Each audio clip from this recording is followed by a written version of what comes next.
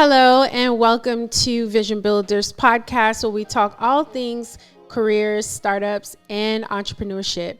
Today we are interviewing the lovely Donna Perry, CEO of Courageously Curvy and the Donna Perry Collective. Donna, can you tell us a little bit about your businesses? Hello. How are you? I'm good. It's good to see you. It's good to be seen. It's good to see you. Yes. Mm-hmm. So tell our guests a little bit about what you do. Sure. So my name is Donna Perry. I am the founder of Courageously Curvy Enterprises, LLC, as well as the new founder of the Donna Perry Collective.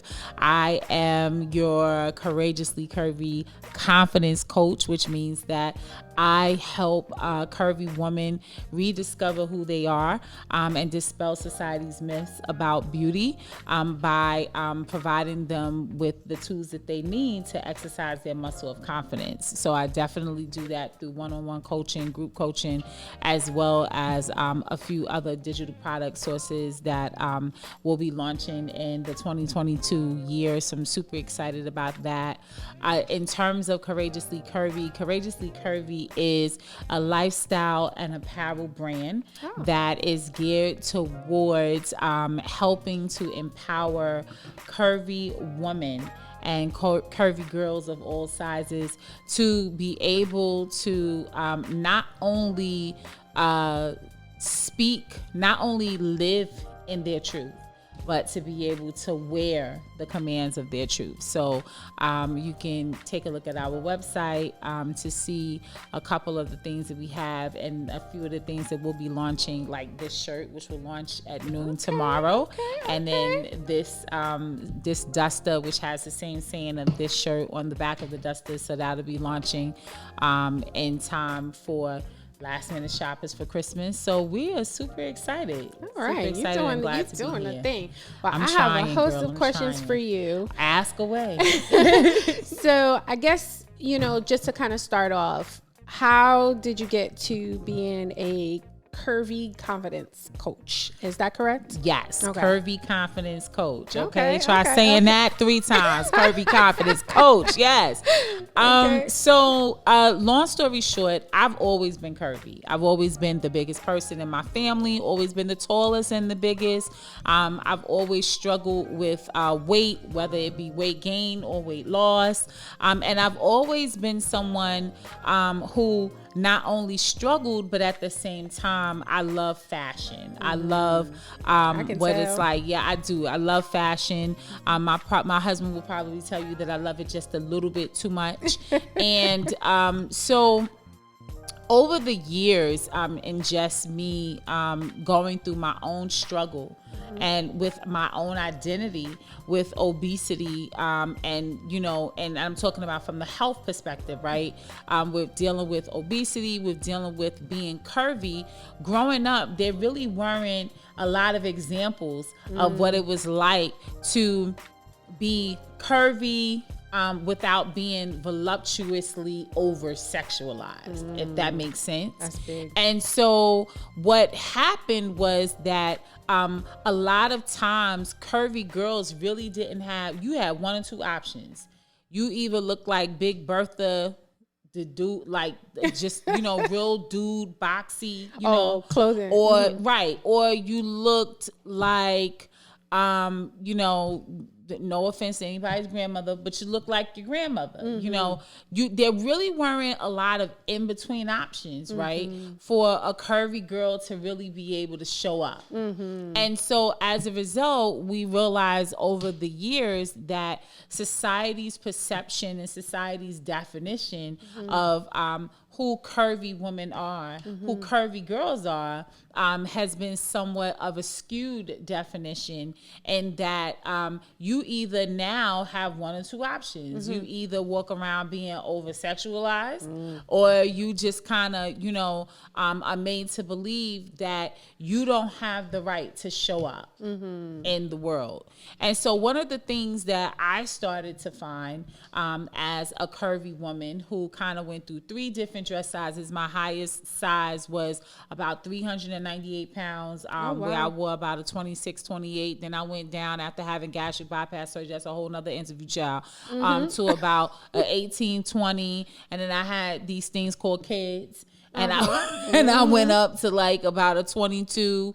And so it was just, just kind of, that fluctuation, but going through the ebbs and the flows of feeling like, wow, do I have what it takes to really show up for myself, right? I'm feeling like that power.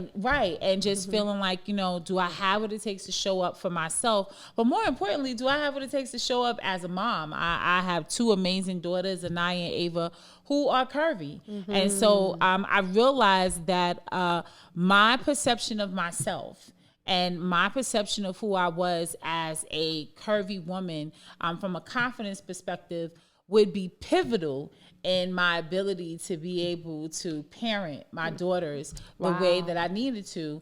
And but I also realized that I wasn't the only woman that was dealing with this. I wasn't the only girl that grew up, really not necessarily feeling worthy. Right. And seek and feeling like you had to seek that validation from outside sources. And so I knew that that's what God called me to do. Deep down in my belly, I knew that that's what God called me to do. I found myself as the proprietor of Courageously Curvy, spending more time talking to a woman and encouraging her in terms of how she felt about herself than I did actually dressing her. And so I just realized, like, God was just like, okay, I called you to kind of do this. Right. And so that's, it took me 4 years. Really? 4 years to really gain the initial confidence to even become a confidence coach and to answer the call that God had over my life to be a curvy confidence coach, because while confidence is really your belief that you can do a thing or a series of things, right? When you are a curvy woman, there's like that extra step. There's an extra breakthrough of mindset, especially when you're walking around feeling like, I think that comes from the idea that you have to show up looking like what the world says you're supposed to look like. And so we've been led to believe that confidence is you looking cute. Right. But there are just as many people that walk around looking cute that can never complete a task because they are all over the place, because their mindset is all over the place, because they really don't believe that they can do a thing. As therefore don't have confidence. Right, and you just don't have confidence, right? But not only do you not have confidence, you don't even have confidence in the source. That's a whole nother. But we could do that here. Right. You don't even have confidence in the source. That part. So it's a whole skittle of things, if you will. And so, I just realized that it's that, waking up in the morning wondering, am I enough? Am I enough for my employer? Am I enough for my family? Am I enough for my husband? For my, for whomever? Am I enough? Right? Looking at yourself in the mirror and hating everything that there is about you. I'm walking around wearing long sleeve stuff in the dead of the summer, hot, because you're afraid of what somebody gonna say about you. Boo, they're your arms. It's hot. All right, we need to dig into that a little bit. Right, okay, right. So there's one thing to say that you need coaching or that you want to grow in your confidence. What's specific about the experience of a plus size woman that they need, this type of focus? Like what's their pain? Like what are they dealing with? So let me just be clear. I'm not the poster board of all things curvy, right?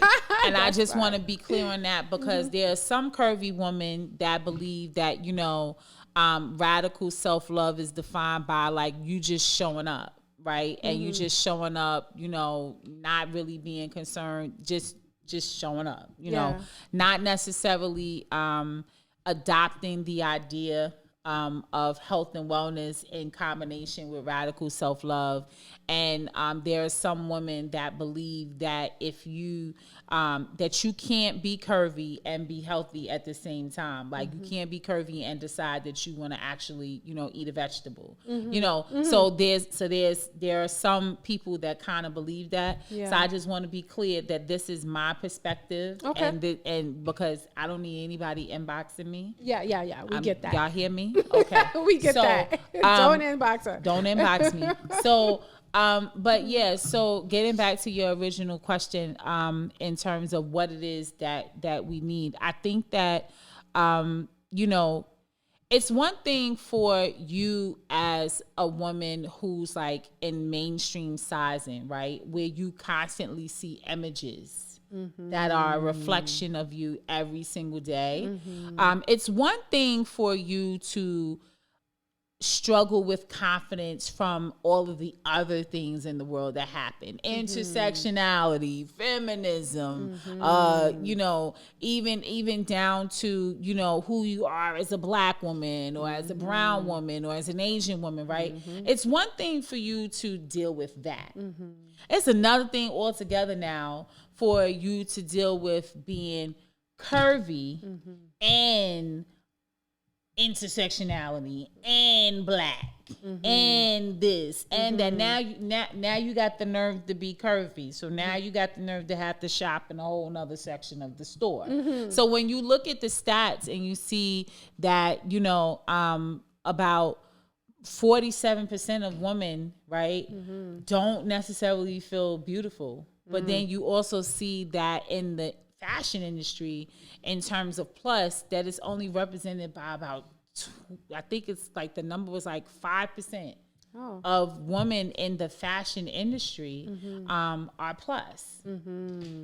Yeah, that says something. So if 47% of women in our country don't really believe that they're beautiful, and 75% or more are actually categorized as wearing as plus, which is in fashion a 12 or more, right? And you only see 2% of those women represented. Wow. What do you think that's going to do to your confidence? Because one of the components of confidence, which is the ability to believe that you can do something, is competence, right? Which means that as you continue to do a thing over and over again and you do it well, guess what you gain? Confidence, right? I believe and I know that God can do the unthinkable because he's done it before. I've got confidence, right? Now, if God has never done a thing, then I got faith. There's a difference between faith and confidence. Right. But if confidence is defined as your ability to believe that you can do something, that's based off of competence. That's based off of the fact that something has been done before, right? So if you're not used to seeing these images on a regular basis, then guess what's going to happen? You're not going to believe that you have the right to show up because for the most part, you live in a world that tells you that you should not. And so what I'm here to do is to dispel the myth that tells you that you can't show up and dispel the myth that says that the only way that you can show up is if you're over sexualized. We have many women in marketplace, in ministry, in life, in all across all sections of employment and careers, right? Who are curvy and show up every day, but they often get overlooked and don't get the recognition that they deserve for the show up. And a lot of times they tend to, I find there tends to be a play of playing small and shrinking so that other people can be, because when you shrink, then that means that now you don't have to worry about anybody questioning whether or not you gained 5 pounds or whether or not you lost 10 pounds, or if they see you, getting your lunch and you're eating a salad, oh my God, are you on a diet? Or if somebody sees you eating a burger, oh my God, should you really be eating that? Like, people say this kind of mean things to. Well, damn. So because I eat lettuce, that means I'm on a diet? Why can't it just be that I like a salad? Right? Right. Right. Or the thing that I love was when you harass me in the gym. Everybody in the gym, why you got to come and harass me for being on the treadmill? Did you go and talk to Wait, now come on. Harass you how? Listen, give me an example. This is I'll never forget one day. Never forget one day I was in the gym. Mm-hmm. I won't say the name of the gym because but I was in the gym, was on the treadmill. And I tend to worship with worship music. I tend to worship while I'm in the gym, especially on the god-awful treadmill, my least favorite machine in the entire gym. Mm-hmm. And I was having a worship moment, a worship experience. And a woman comes over to me and she says, "You don't have to cry about it. I understand what it's like to struggle on the treadmill." Now, I had to be about 10 of us on the row of the treadmill. Why? First of all, ma'am, I wasn't struggling with the treadmill. I was actually doing better on the treadmill than a lot of the other women that were on the treadmill that were smaller than me, right? I was having a worship experience. But because you assumed... Yes. Wow. You made an assumption. You automatically assumed that I was crying about being on the treadmill. Really? And those are the things that like are superficial and that can be annoying. And so things like that really, are kind of the reason why my story, what I went through, how I journaled my way through confidence, how, I went through those things. Actually, it just made me, I learned how to just accept that this is what God called me to do. It was something that was starting to keep me up at night. It was something that I recognized was affecting my children.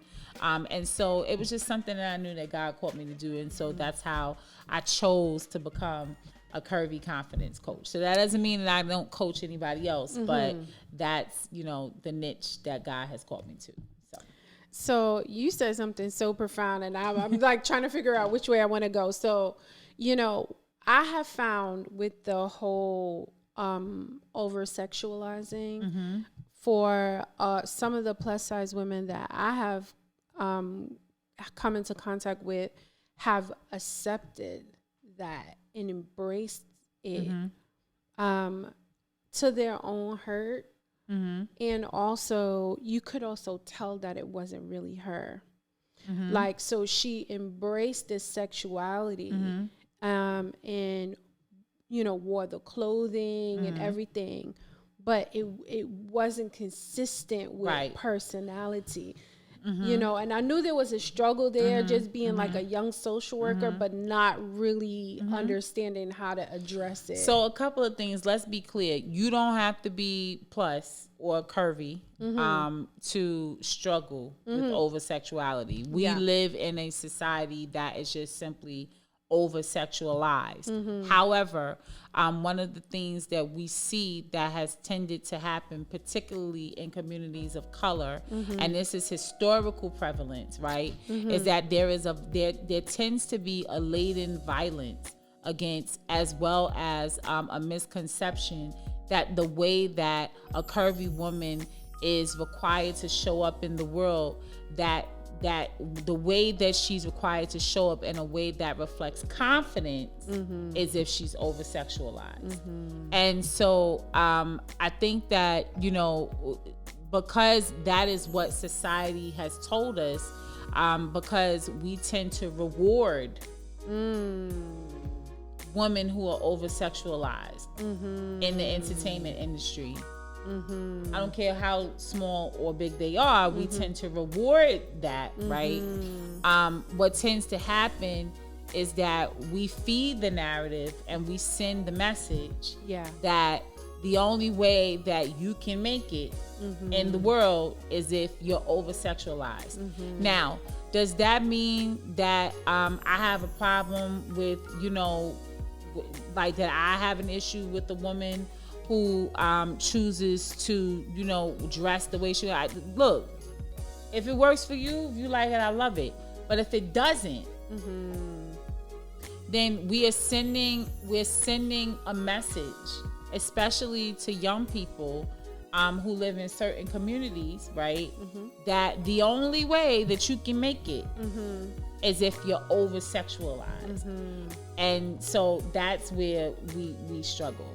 My next question is related to what you talked about when you said that you journaled your way out. And it kind of sounded like that's one of the ways to sort of healing and deliverance when it comes to what I have a kabillion journals. Really? Oh my gosh, I have so many journals. I keep a journal in my phone that logs anytime God gives me an idea. I love collecting journals. I just have and they're just, most of the time they're just, regular journals. And for me, journaling was very therapeutic because it allowed me to write my innermost thoughts. It allowed me to write my most silent prayers, but it also allowed me to reflect as I grew through the journey of where I was. And so where I was and how far I've come in the journey. And so I've found, especially as a coach, that journaling is an awesome tool to help you get to your next. It's definitely an awesome tool. It's an awesome way for you to also document downloads and ideas so that you would be able to also create SMART goals, right? So that you can really see them tangibly and you can really work on them and work diligently on them. So yeah, as a matter of fact, my daughter journals. I didn't realize she was journaling until recently, but she's 10, so she journals. And then I actually, just as a result, created a journal that's gonna drop in January. So super excited about that. It's actually called Coffee, Curves, and Confidence. Coffee, Curves, and Confidence. It's a 30-day guided journal that helps women who are struggling with their body image to go through a process and a journey of self-love and falling in love with their bodies again, but also falling in love with themselves by affirmations as well as reflections of the day before, goal setting for the day ahead, water goals, water tracking. Listen, that whole idea about drink more water and mind your business, very, very true. Very true. Wait, I've never heard that. Drink more water. Drink more water, mind your edges, and mind your business. Mind your edges. And your business. Mind your business. Yes, honey. Yes, you have to. And what I've learned about that, water has so many different elements, so many different benefits, right? Water gives you energy. Water cleanses out your insides. Water keeps you from being dehydrated. Water moisturizes the most important organ in your body, which is your skin. And because when you're drinking your water and you have more clarity and focus, you can mind your business. And when I'm saying mind your business, I'm talking about minding the kingdom business that God gave you to fulfill your goals. Because if you're running back and forth to the bathroom, you don't have time to wonder about what Sue is doing. Right. So you drink more water, right? And you mind your business. But so that's Coffee, Curves, and Confidence. Shameless plug about that. I'm super excited about that. I'm super excited because I poured my heart into it. And I just created a body of work that I just want whomever to be able to really journal their way back to some semblance of self-love so that you can take the necessary next steps that you need, whether it's coaching or mentoring, to really get you from your there to, from your here to your there. So I'm really excited about that. Okay, so I have one more question. So, all right. Now, usually because we talk all things careers, startups, and entrepreneurship, you are a business owner, CEO, you have your own companies, you are a Curvy Confidence coach. Yes. But you also kept your career. A full-time job. Okay. Did you believe that? So you have to tell us, because I like to tell both sides. On one end, it's great to be an entrepreneur. Right. On the other end, sometimes you could keep your career, you could keep your job. Right. And, full disclosure, I actually left my former employer about 4 years ago. I took a package, just realizing that I was just no longer fulfilled in what that thing was. And so I just thought, right? That I was going to be able to take that coin that they gave and turn it into $1 million, $2 million. And, you know, and sometimes when you want to make God laugh, you tell him a plan or two or three. And so, you know, I had to go through a period of humility that has since gotten me to this point. But the reality is that, you know, I have 2 children, I have a husband, I have a mom, and everybody has to eat. Yeah. Everybody has to eat. And so, yes, this year I actually accepted a position. I am a fundraiser for an awesome organization. The blessing is that I am doing something that I love. So there is an intersectionality and connection between the work that I do for the organization as well as the work that I do as a coach. But yeah, I work a full-time job. And sometimes you have to do that. There's no harm or foul in that. You have to have multiple streams of income if you want to make it in a post-COVID world living in New York City, or you'll be eating ramen noodles. You just have to do what you have to do, and there's no shame in it. So anybody that's thinking about just like this whole TikTok challenge, the quit, listen, y'all. Don't just be up. Don't be listen. Where the camera? Don't listen. Which one? Decide. Listen. Don't be quitting your job. Okay.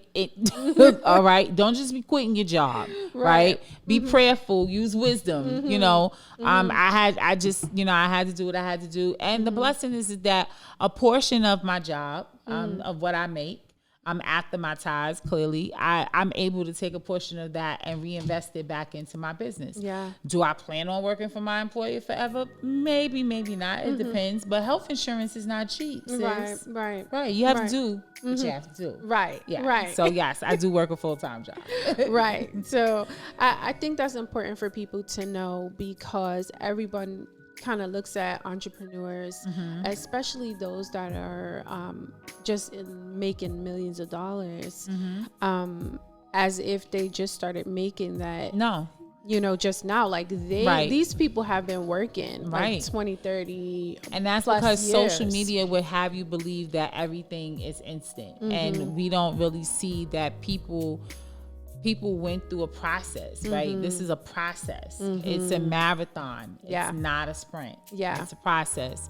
And so social media will have you thinking that people just waking up and you just, you know, not so. I'm a millionaire. No, it doesn't work that way. It doesn't work that way. I think for myself, I had a side hustle. Like I was helping people find jobs. I was writing resumes, and I was winning. I was doing half for free. Like I was doing it for years before it became an actual company.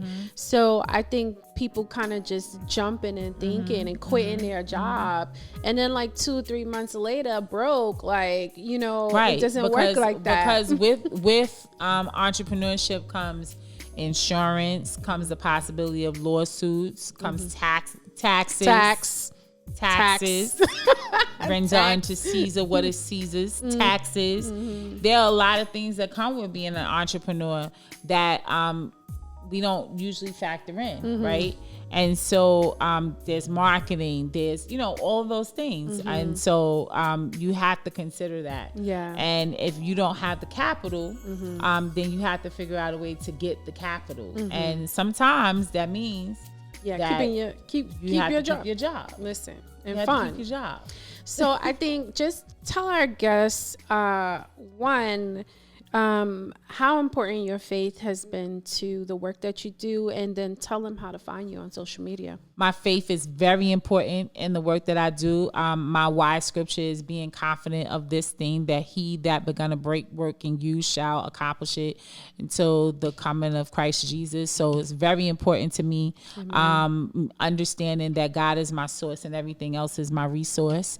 And if you need more and want more information about me, you can follow me on Instagram at Donna Perry Collective, or you can follow my Facebook page, which is Donna Perry, or the Curvy Girl Unleashed, which is our Facebook group for group coaching, as well as visit us for any shopping of any apparel at www.courageouslycurvy.com.